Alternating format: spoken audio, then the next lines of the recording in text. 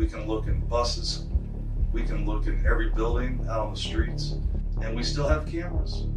And you're telling me that I didn't see you. I've seen videos, but I didn't see me. At this moment, Brendt Christensen realized the CCTV had captured 26-year-old Yingying Zhang stepping into his car. He had circled her like a calm predator hiding in daylight before pulling her inside. When she disappeared, he was called in for questioning. What followed was so dark that even seasoned detectives couldn't speak about it. And it all began with this one pre-planned moment. Never penetrated her with your fingers, any parts of her body, with your fingers. No. Zhang wasn't chosen by chance, and she wasn't even the first woman Brendt tried to lure. When the truth emerged, it left a wound America still hasn't healed.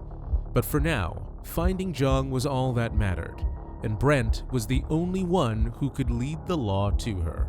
Even if it was because of you, wouldn't you want to help for the closure for that family, for your loved ones? We know that she didn't get out of your car.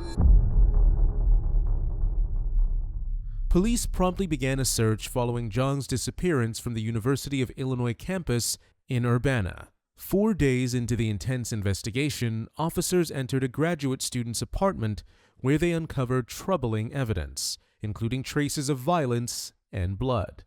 These discoveries set in motion a series of revelations that turned the case into a true nightmare for everyone involved.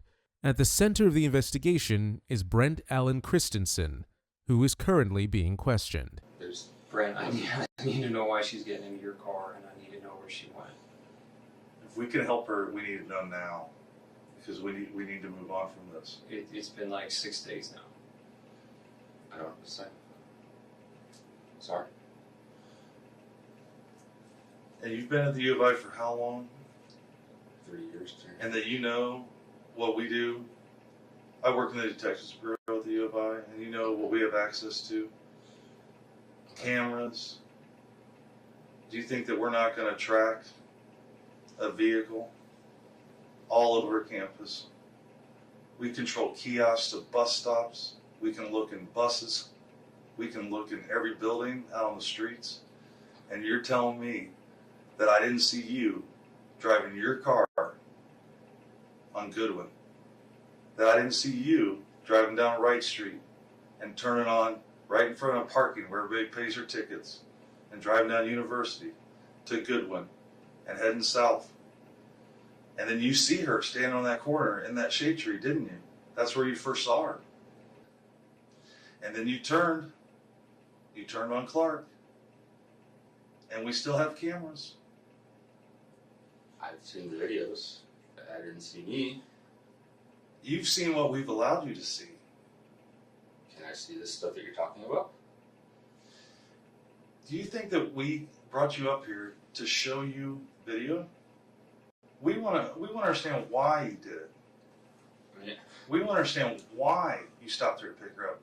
Was it to give her a ride? Are you afraid to tell us that you gave her a ride? Maybe you wanted to make a couple bucks as an Uber driver, and she told you I had to go sign a lease at One North, and you're like, oh, I know where that's at. I'll drop you off. If you're afraid to tell us that you gave her a ride someplace, we can work with you there. But I know that you picked her up. I know you did. I saw you in your shirt, arms fully extended. Where did you drop her off at? She was looking for a ride. She had missed her bus. She told you she was going to One North, so where did you drop her off at? Okay. I thought I drove around on Saturday. I did pick a girl up. I don't remember where. Okay. I saw her picture. I don't think it was her, though. Do you remember the girl's name that you picked up? No, she was talking very broken English. Okay. Tell us about what happened. What time of day was that? Early afternoon. I don't really remember. Okay. I was just driving around. I saw a girl, and she was very distressed. Okay. So I stopped my car and looked at her. Okay. I asked her if she needed help. I talked to her for a little bit. Not much. I gave her a short ride, a couple blocks. Okay. freaked out and got out. Okay. That's all it was. Brendt didn't meet Yingying Zhang by chance. For months, he nurtured dark fantasies, searching online and seeking out vulnerable women. On the day she disappeared, he pretended to be an undercover cop and approached Yingying at the bus stop, speaking with calm confidence to gain her trust. That small lie was the trap that pulled her into his car and into a nightmare he had planned long before. Brendt keeps reshaping his story under questioning, but the lies are thinning. Through the gaps, something far darker begins to emerge. Kicked her out of the car in a residential neighborhood. She got out of the car. I Oh, didn't. she got out of the car? She wanted to get out. Like, that's why I let her out. Oh, because she was freaking out. Yeah. Okay. And she was Right. saying things that Because- you didn't understand. Because you, Uh, she thought you took a wrong turn. Yeah, and something, I don't know, something like that. So, yeah. When she tried to open the door, but again, it was locked because my car auto locks. Obviously wanted to get out. I'm not going to keep someone I barely know in my car who doesn't want to be in there. I don't know the girl. So I let her out. That was the last I saw her. Really? All right. I mean, Um, I would have told us earlier, but I mean, faulty or Yeah. trip you up over the days. I know sometimes days can be a blur. So you were cruising around campus a bit, trying to clear your head. Yeah. Your wife was up in Wisconsin with her boyfriend. While you were cruising around, you saw Miss Yingying. She appeared very distressed. Okay. Is that correct? if it was her, yeah. I mean, again, I don't. If I recognized her, I would have told the agents that came on Monday or Tuesday, whenever it was, that it was her. Okay. Like, because I knew she was missing. I picked up an Asian girl. I thought she was about 20. So, And from there, you went north on University. She was trying to point out directions on her phone. yeah. You turned left into the neighborhood. She started panicking. I got up. And that's all that happened. And then I went on. When she said she was distressed, or you said that she looked distressed, what did she say to you when you rolled your window down and talked to her? She said she was late for something. Other than that, did she tell you what it was? She Or said where she it was had a at? meeting with her professor. Did she tell you where it was at? Yeah, but I didn't understand her. Okay. So, did she offer to pull up the address in her phone um, and show it to you? I think she did that in my car. I don't remember her getting her phone outside of the car. And what did her phone look like? Was it black? Was it red?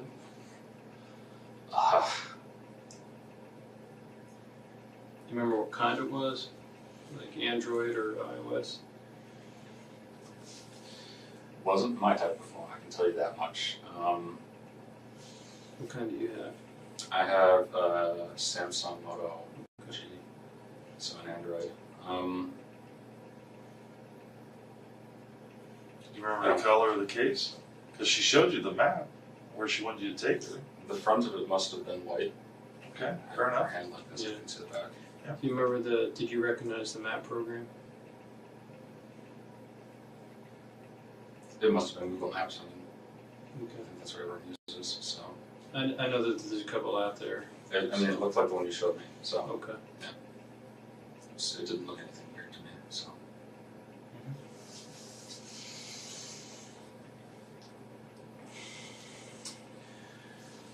Again, my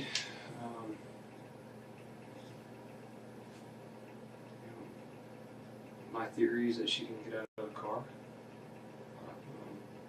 I'm just being open with you. My theory is she was in there a little bit longer.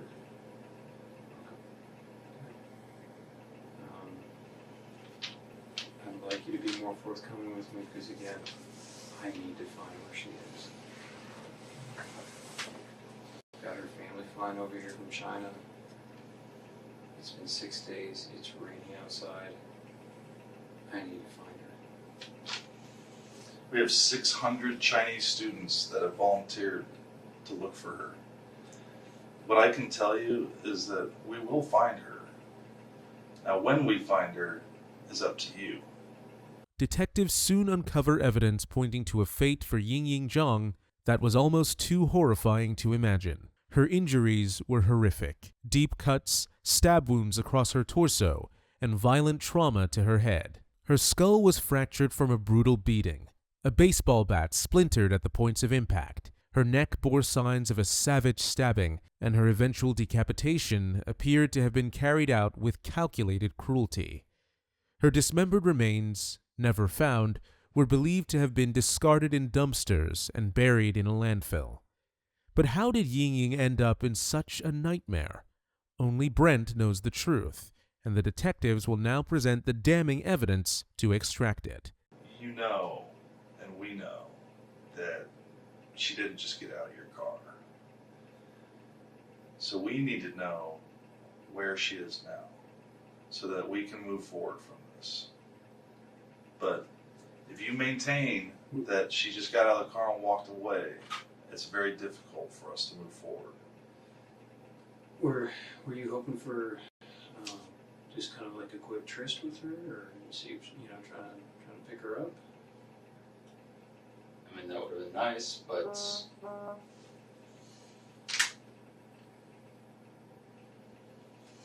Do you have, I'm going to ask you a weird question, and a lot of us have fetishes.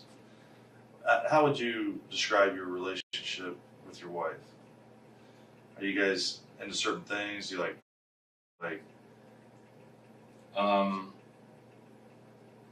we're pretty vanilla together. But yeah, that's pretty much it. We have some stuff in our apartment. I mean, do you have like certain types of people that you have fantasies about that you might want to hook up with? You know, Not particularly, no. Well, I'm listening up for a okay. I mean, have you ever like, you do realize like everything you tell us, we fact check regardless of what you tell us. So, Yeah, I know. like stuff like YouTube videos that you've seen Okay. regarding Asian women. Do you like videos of Asian women? Like Korean women? Like K-pop songs and stuff. I mean, Maybe. I like all types of women. Okay. And that's the truth. So I don't have an Asian fetish. But something drew your eye to her because Distressed. you were cruising all over, and if she was truly distressed, I mean, there was an e-phone stand right behind her. She could have pushed that button and got help. And she didn't ask you for help, per se. She asked, she needed to get to, she was late for something. Yeah. And that's, so you offered to give her a ride. Mm-hmm. Now, I've been doing this, I'm 45 years old. I've been policing basically since I was 21 years old, young Marine, living out in Quantico, Virginia. I've had a gun on my belt for basically most of my adult life. Okay. And I get that sometimes people lie to me. I don't get upset over that. I don't take it personal. You know, a lot of times people, they tell me truths, and then, or they basically, a little bit of truth here, a little bit of truth there, but just to try to stay the course, to make me believe that they're telling me they're being entirely truthful.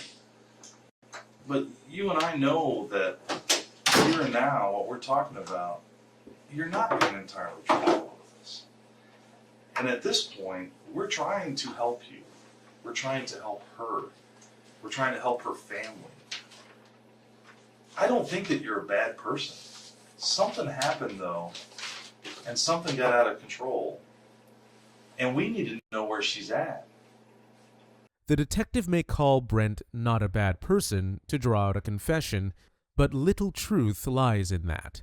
A former PhD student with strong academic credentials, his achievements tell only half the story. Behind them lies a far darker reality, and Yingying's tragedy isn't the only one he was involved in. There is much more to him than meets the eye.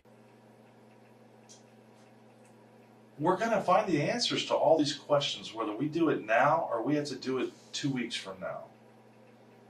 But we're gonna put this behind us, and everybody's going to move forward. And this is a time for you to be entirely honest with us. Her family is coming to China to look for their daughter. So, do you have any sisters? Yeah. What wouldn't if your sister was missing, even if it was because of you, wouldn't you want to help for the closure for that family, for your loved ones?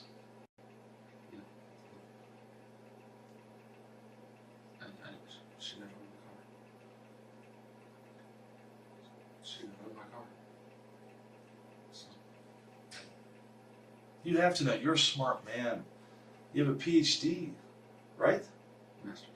Master's. Oh, you got out of the PhD. You're still a smart man, is my point. So you have to understand how technology works. How do you think I knew that she Googled the address to 1 North? How do you think I knew that? 1 minute after getting in your car. How do you think I knew that? We know that she didn't get out of your car. You need to be honest with us. Help us put this to rest. Help us bring her back to her family. You can do that. You can do that. You can do it right now.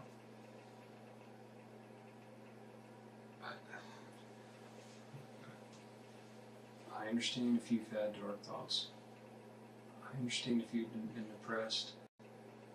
I understand if you've been drinking too much at times. I understand if you've had sadistic thoughts, wondered what it would be like to commit an act of violence. I know that temptation is out there. I need to find her. I know she got in your car. You went with her. You've been depressed. Your wife just left to go on a vacation with another man. You see her, she gets in. She's vulnerable. Let me find her. Brendt is still hiding the truth. Surveillance footage revealed a chilling moment. Yingying hesitates before stepping into his car, the same one later identified by its cracked hubcap. The cameras also caught the way he spoke to her, calm, calculated, like he had practiced this before. And he had. Earlier that day, he tried the same lie on another woman, posing as a police officer. She walked away. Yingying never got that chance. More than a dozen victims had gone missing before this, and somehow he always ended up near the crime scenes. But this time, the full extent of his cruelty is about to come out in just a few minutes. I think I've told you. Okay, so did she get back in your car then? No. Did you get out of the car and follow her? No. Definitely not. I didn't get on my car single time. Why not? Was it because of the kind of neighborhood you were in? I don't know anything about that neighborhood. So. Did she run away from you? Did she stand there? No, she stood there, looked at her phone, and I drove away. So I don't remember her going any direction. So that's what it is. Yeah. Are you sure that you let her out of the car in the neighborhood? Are you sure you didn't let her out more towards the heart of Champaign, maybe close to the railroad tracks? Are you sure you didn't drive her further west into Champaign? It wasn't when you first took that left up after Goodwin. I don't remember how far it was. I thought it was shortly after. I don't remember like crazy specifics like that. I don't know. You would remember this drive. Not specifics like that. Like how far are you talking? Like a mile or two? No, not that far. I don't think so. Okay, so you're telling me that when we find her, we're going to find her phone, is what you're telling me. Is that what you're telling me? Because when she got out of her car, or your car, she had her phone in her hand. I have no idea. She had her phone. Yeah. I don't know if you're. I don't know the answer to that question. So. Well, certain questions we ask you, we know the answers to. We're seeing if you're being truthful with us. Okay. You know, if I ask you a question I know the answer to, and you give me a different answer, I know you're not being truthful with me. You know, this is part of the reason why we keep asking it. Help us find her. I appreciate you being honest with her getting into the car. It tells me that you're telling the truth because I knew the answer to that. So. I want to bring her back to her family. Okay. Okay. What happened in that car? I know she was looking for directions. Things went sideways. Tell me what happened. That's what happened.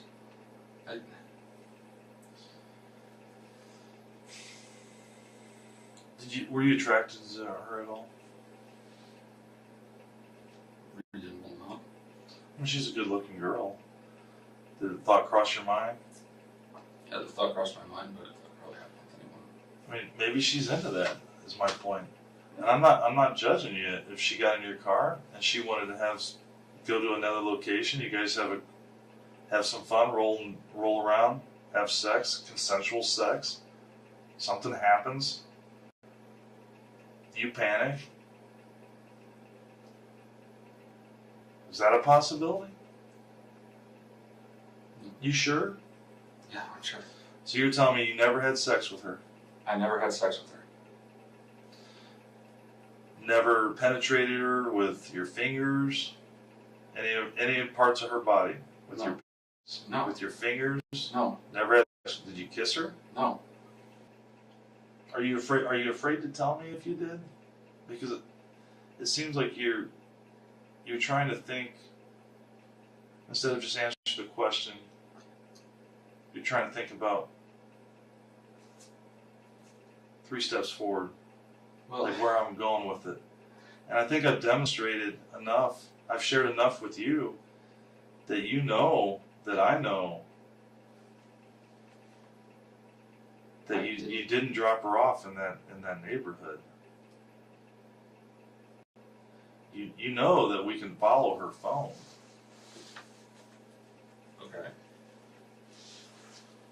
So where did you drop her off at? Where'd you take her, Brent? We need to find Yingying. Tonight. All the detectives' pressing questions fell on deaf ears. Brendt Christensen refused to say a word, but the harsh reality was undeniable. He never dropped her off. What he did to Yingying Zhang is utterly devastating, a brutal truth that chills the soul. His silence cannot hide the horrors he inflicted. In the upcoming moments, the complete extent of Brent's horror will be revealed. In the secret FBI recording, Brendt spoke in a disturbingly calm tone as he described what happened to Yingying Zhang. He said he picked her up from the street, took her to his apartment, and kept her captive for hours. There, he admitted to choking, forcing her, and smashing her with a baseball bat before stabbing and decapitating her. He told his girlfriend, who was secretly recording for the FBI, that Yingying was his 13th victim, bragging about being a serial killer, though investigators later found no evidence of additional victims. Brendt said he dismembered Yingying's body and disposed of her remains in several dumpsters. Her body was never recovered and is believed to be buried deep in a landfill. Brent's trial began in June 2019, with his defense admitting he killed Yingying Zhang. Evidence revealed he posed as a police officer, abducted her on June 9, 2017, and brutally murdered her. After less than 2 hours of jury deliberation, he was found guilty of kidnapping resulting in death and lying to investigators. Although 10 jurors favored the death penalty, a unanimous verdict wasn't reached. Consequently, on July 18, 2019, he was sentenced to life without parole.